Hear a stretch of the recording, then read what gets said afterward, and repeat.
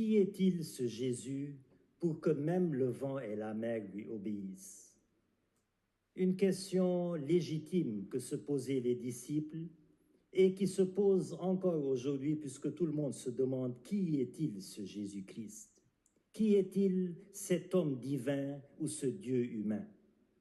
Et ceux qui refusent la divinité de Jésus nous disent, mais dans les évangiles, Jésus n'a jamais dit littéralement, il n'a jamais dit clairement, je suis Dieu. N'est-ce pas vous les chrétiens qui l'avez divinisé? N'est-il pas juste un prophète? Mais ce n'est pas parce que Jésus n'a pas dit littéralement je suis Dieu qu'il n'est pas Dieu.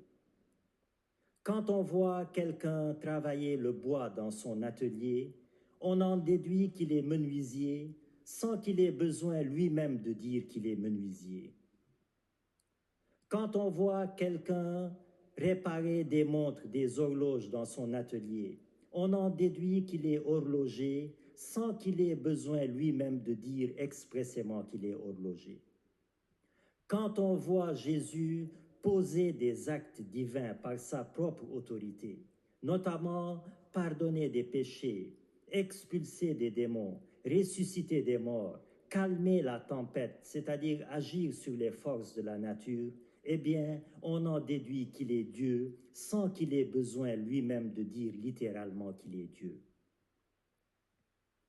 Si Jésus était juste un prophète, alors il aurait, comme tous les prophètes de l'Ancien Testament, il aurait parlé et agi au nom de Dieu et non pas en son nom propre. Or, tous les miracles de Jésus dans les évangiles sont faits en son nom propre, en vertu de sa propre souveraineté divine.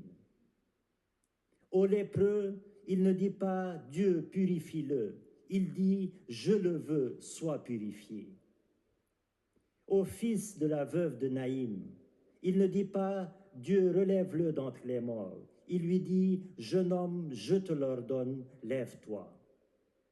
À la fille de Jaïr, il ne dit pas « Dieu, réveille-la de la mort », il lui dit « Jeune fille, je te l'ordonne, lève-toi ».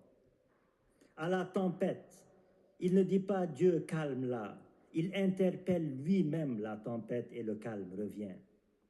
Au sujet de la résurrection, il ne dit pas « celui qui croit en Dieu vivra », il dit « celui qui croit en moi vivra ». Par ailleurs, il s'attribue lui-même le nom divin « je suis », etc., etc. Jésus n'a donc pas besoin de crier haut et fort qu'il est Dieu, ses œuvres prouvent sa divinité. Et toute sa vie, de sa naissance jusqu'à sa résurrection, est une vie surnaturelle, divine, sainte et immaculée. Alors, à ceux qui disent que Jésus n'a jamais dit clairement qu'il était Dieu, nous pouvons répondre « si, il l'a bel et bien dit par ses œuvres, car les œuvres sont plus éloquentes que les paroles. » Et nous, chrétiens, nous comprenons la divinité de Jésus à la lumière de l'amour, car Dieu est amour, et seul l'amour de Dieu pour nous justifie son incarnation en Jésus-Christ, vrai Dieu et vrai homme.